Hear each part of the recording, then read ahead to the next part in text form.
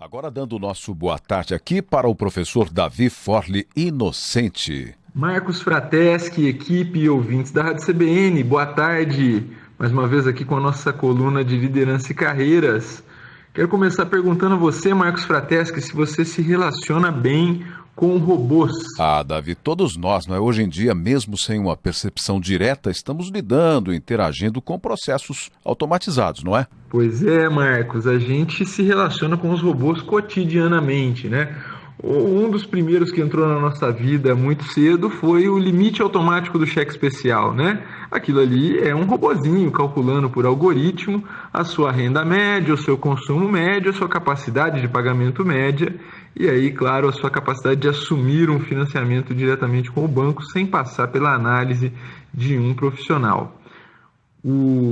As redes sociais nos analisam continuamente e nos oferecem produtos e serviços de acordo com o nosso perfil de navegação. Isso também é feito por robôs. Agora, a novidade, que não é tão novidade, mas que fez um certo impacto na nossa coluna da semana passada, os robôs na área de recrutamento e seleção. Então, o que é isso, né? Como é que as empresas estão utilizando o serviço de robôs para selecionar currículos de candidatos? Na verdade, o princípio é o mesmo das demais atividades automatizadas de seleção por algoritmo de informação, né? Então, o que acontece é que as empresas de recolocação, as empresas de seleção de candidatos de maior porte, têm oferecido aos seus clientes, empresas que contratam os seus serviços, a possibilidade de fazer a seleção prévia dos currículos que lhes chegam por serviço automático, por serviço de robô. Como é que funciona isso, né? O candidato tem que estar muito atento para submeter o seu currículo com a descrição correta, né? Normalmente uma empresa coloca a descrição da sua vaga com uma especificidade muito clara. Eu quero um profissional para fazer isso, para fazer aquilo, que conheça essa e aquelas linguagens. O que o candidato precisa fazer é estar muito atento com essa descrição e se adequar a essa descrição. Mais especificamente, os candidatos precisam ficar atentos quando se trata de seleções onde são exigidas titulações ou são exigidas entregas profissionais ou certificações profissionais específicas. Então, por exemplo, uma empresa de contabilidade que precise de um analista contábil ou de um supervisor contábil ou de um diretor de controladoria que conheça determinados softwares. A empresa declara que precisa desses determinados softwares embarcados aí no perfil profissional que ela está contratando. O profissional que está se candidatando precisa então declarar com muita proficiência que tem essa ciência. Então, siglas como IFRS, no caso do contador, o uso de softwares ERP que ele conheça muito bem, precisam ser declarados também. Da mesma forma na medicina, conhece essa ou aquela especialidade, da mesma forma na área bancária, tem essa ou aquela certificação profissional. Enfim, esse tipo de filtro acontece com muita inteligência, com bastante uso pelos softwares de recrutamento. Agora, você pode estar pensando, Marcos, como é a vingança dos recrutados. Tem também essa vingança, é?